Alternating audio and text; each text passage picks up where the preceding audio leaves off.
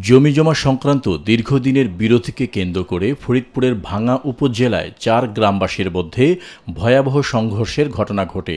হামিরদী ইউনিয়নের গোপীনাথপুর গ্রামে রোববার বিকেলে ৩টা থেকে প্রায় ৩ ঘণ্টাব্যাপী এই রক্তক্ষয়ী সংঘর্ষে কমপক্ষে ৬০ জন গ্রামবাসী আহত হন। এছাড়াও সংঘর্ষে বহু ঘরবাড়ি ও দোকানপাট ভাঙচুর ও লুটপাটের ঘটনা ঘটেছে। স্থানীয় সূত্রে জানা যায়, গোপীনাথপুর গ্রামের সাইমন মাতব্বর ও কুদ্দুস মাতব্বরের মধ্যে জমি জমা নিয়ে শুক্রবার কথা কাটাকাটি ও হাতাহাতির জের ধরে রবিবার সালিশ বৈঠকের আয়োজন করা হয়েছিল। সালিশ বৈঠকে বসা নিয়ে দুই পক্ষের মধ্যে উত্তেজনা সৃষ্টি হয় এবং এক পর্যায়ে দেশীয় অস্ত্রশস্ত্র নিয়ে একে অপরের ওপর ঝাঁপিয়ে পড়ে।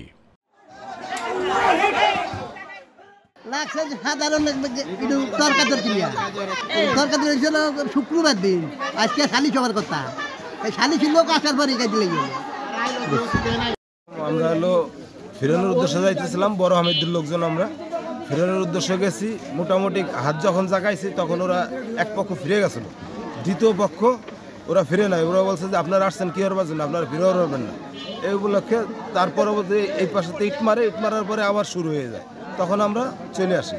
কাজে চলতেছে এর থেকে 3 ঘন্টা ওভার। কাজে থেকে শুনছি যে ছোট হামিদী গোপীনাথপুর কাজে লাগছে বেলা 3 ঘটিকার সময়। তো আমি দেখলাম যে কাজে চলমান আছে, প্রায় 2 ঘন্টা যাবৎ কাজে চলতেছে, মারামারি চলতেছে। ঘন্টা হয়ে গেছে।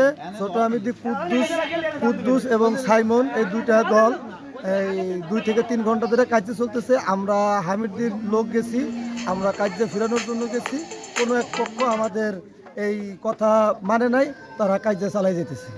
গোপীনাথপুর গ্রামের দুটি দলের মধ্যে পরবর্তীতে ছোট হামিরদী, খাড়াকান্দি ও বাইশাখালী এলাকার লোকজনও যোগ দেয়ায় পরিস্থিতি ভয়াবহ রূপ নেয়। সংঘর্ষকারীরা ঢাল, সরকি, কালি, কাতরা, ট্যাটার মতো অস্ত্রশস্ত্র ব্যবহার করে। উভয় পক্ষ সড়কের ইট ভাঙে এবং মাথা বাঁচাতে হেলমেট পরে সড়কে 3 ঘণ্টাব্যাপী মুখোমুখি সংঘর্ষে লিপ্ত হলে ইট ও দেশীয় অস্ত্রের আঘাতে প্রায় ৬০ জন গ্রামবাসী আহত হন। গুরুতর আহতদের ভাঙ্গা ও ফরিদপুর মেডিকেল কলেজ হাসপাতালে ভর্তি করা হয়।